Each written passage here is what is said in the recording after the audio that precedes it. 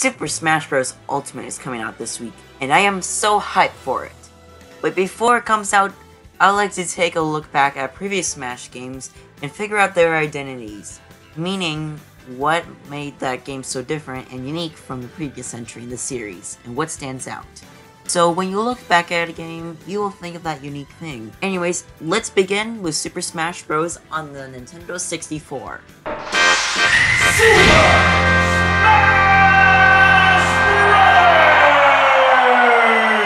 Starting off with Smash 64, this game already made an identity when it first came out. Being the fact it's the first game in the series, I would count that as Smash 64's identity, since there isn't that much unique in Smash 64. I mean, you have board the platforms, if you want to give it that. Smash 64 did was give a lot of the standards that modern Smash Bros. Still uses, being how you attack, the original 12 characters that are still in, and modes that keep coming back like Classic Mode and Training Mode. Overall, this game did a good job at setting the basic elements of Smash Bros. That would be later used in the future installments, and that is Smash 64's identity. Super Smash Bros. Next up is Super Smash Bros. Melee, and oh my gosh, this game added so much. I see this game's identity as a successful sequel. So much things were added and enhanced. The character roster got increased, stage limit increased, Classic Mode was now random and featured more bonus minigames, Break the Targets had a unique stage for each character, and a lot more ways to play Smash Bros. Such as Stamina, Slow Mode, Fast Mode, Invisible Mode, Bonus Mode, A Press Only Mode. This also brought more stuff that would be in later installments, like a side B move and air dodging. There were also modes that would appear again and again, like All-Star Mode and Home Run Contest. For a game that was developed in 13 months and came out in 2001, this was a lot of content. Also, let's not forget the new adventure mode and that beautiful opening. I know that a lot of people see Melee as a huge competitive game, and yeah, I would say that's half of its identity, but the main thing I want to say is that Melee is a sequel done right.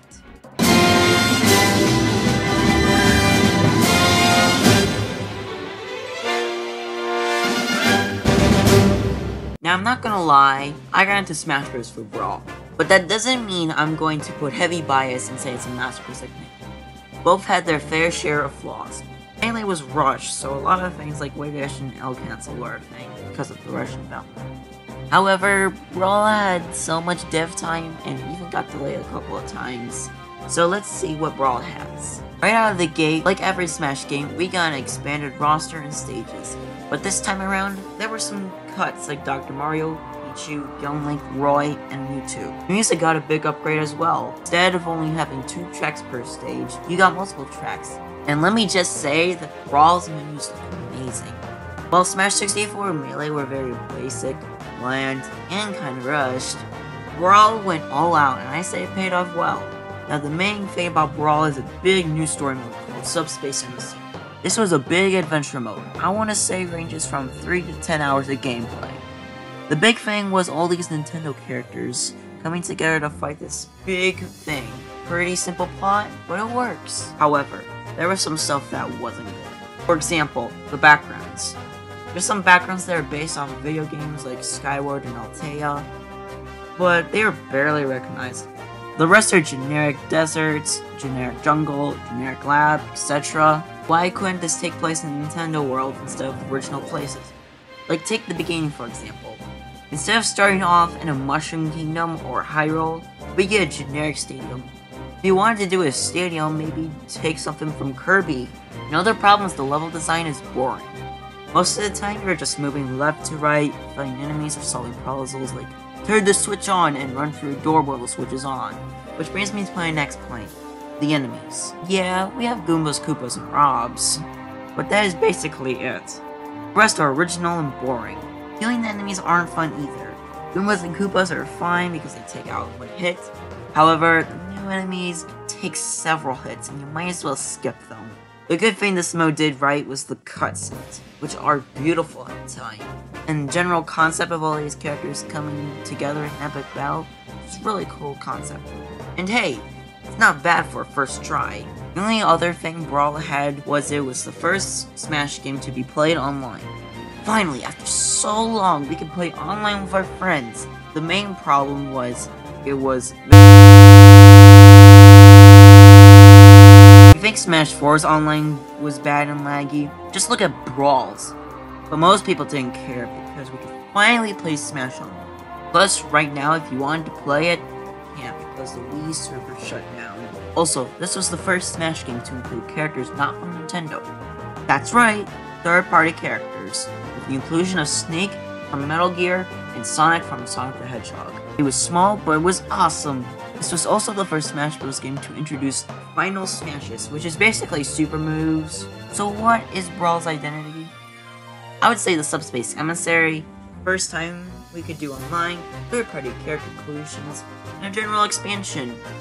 Also, yeah, there was a stage builder, I kind of forgot about that.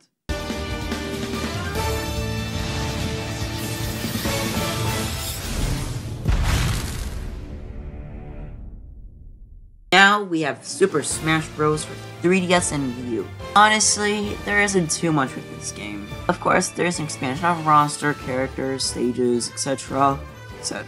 I'll give credit where it's due though. This is the first Smash game to introduce DLC. But that really isn't super unique. Most games nowadays have DLC too. And it's not even unique DLC. Just costumes, characters, and stages. Another thing that can be unique is that this is the first Smash game on the hand. While that is cool and all, let's not forget the Switch is also portable too, and they're getting Smash too, which looks way better. But I guess I give you the point, being it's the first handheld Smash game. In fact, that is why this game wasn't good as the rest. 3DS and Wii U versions are incredibly similar. Some stuff had to get cut, like the Ice Climbers, because the 3DS couldn't handle it. Now, another character that might have not made it because of the 3DS was Ridley. I know Sakurai came out and said he was too big, but I believe the real reason is the 3DS. But this is pure speculation. Honestly, the best part of Smash 4 to me was the hype train that came along with it. Everything I could say is done so much better in Ultimate. 8-player Smash? Yeah, it was cool, but it wasn't on the 3DS for obvious reasons. And to me, it was kinda laggy. From what I've seen, Ultimate doesn't have this problem. Online? Right now it looks good. It's at least got a better way of having multiple people than just 4 friends. Heck, some stuff that were staples didn't show up in this game, like break the targets. Instead, they did this.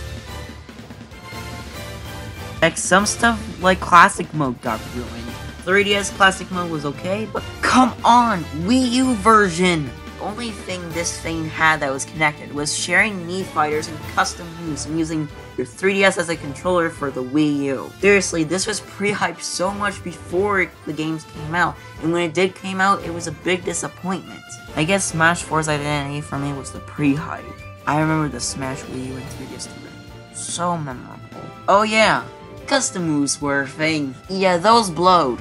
I guess another thing that those Wii U and 3DS versions had was a unique mode. I mean, Smash Run was okay. And don't even get me started with Smash Tour. That thing is a disgrace to Smash.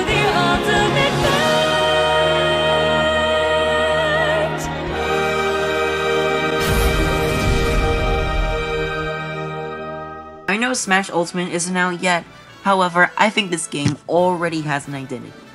In fact, I see multiple ones. First and obvious one is that everyone from every Smash game is here, including my boy Snake. Even after that, they are putting in fan-requested characters that got requested since Melee, such as Ridley and King K. Rool. Next one is the World of Light Adventure mode. However, I won't give this to Ultimate since Subspace did it first, although this adventure mode does seem fun.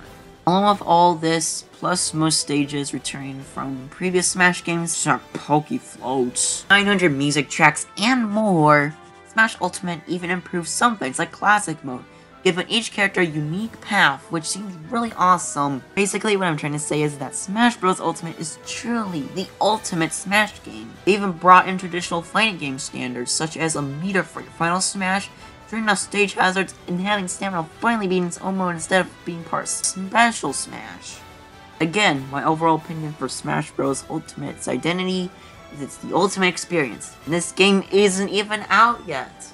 So these are what I think of each Smash game's identities are. 64 is his first Smash game, Melee is a sequel done right, Brawl is a complete story mode, Smash 4 is pre-hype, and Ultimate as the ultimate experience. What do you think of these game identities? If you have a different one, let me know in the comments. Also, since Smash Ultimate is coming out soon, let me know what is the first thing you're going to do in Ultimate. Personally for me, I'm going to be unlocking all the characters first, then play World of Light, and do some squad strikes and Smashdown in between, along with online of course. Anyways, see you guys next time.